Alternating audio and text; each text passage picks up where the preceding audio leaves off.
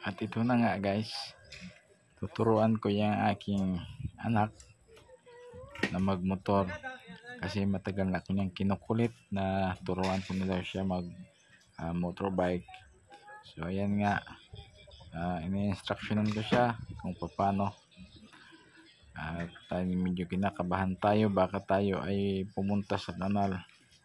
So ayan na nga guys, so in-start niya na yung motor, and then yun, so ito dahan-dahan lang patakbo. Ayun na guys. Okay, so ayan, mabilis naman siya guys natuto, kaso medyo hirap lang siya sa pag paliko kasi bago pa nga.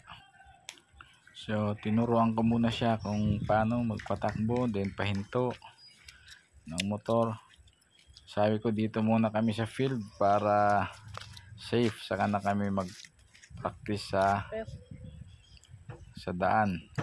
So ayun na nga guys, pinapaliko ko sa kanya kaso hindi pa siya marunong, kaya ayun, pinakitaan ko sila ng mga moves nung ako bata pa.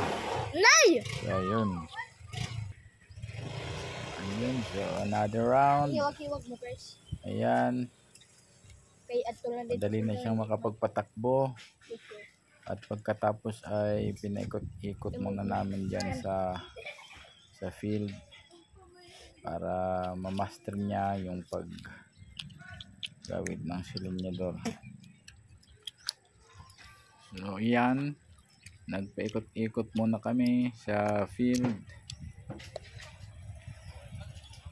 Pagkatapos ay tinuruan ko ulit siya kung paano magpaliko. So ayan nga, diniliko na yung motor. Medyo nahihirapan siya.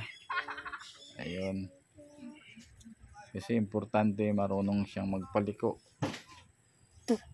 Ayan nga, nahihirapan pa rin. Oops, ayun, so delikado.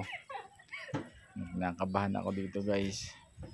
At yun na nga, malapit na niya. Oops, muntik na, muntik na guys, mahulog sa kanal.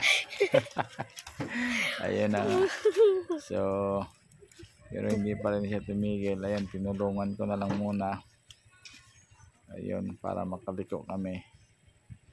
Muntik na kami bumangga din sa puno ng mahogani. Okay, so ayan na, hindi nahihirapan pa.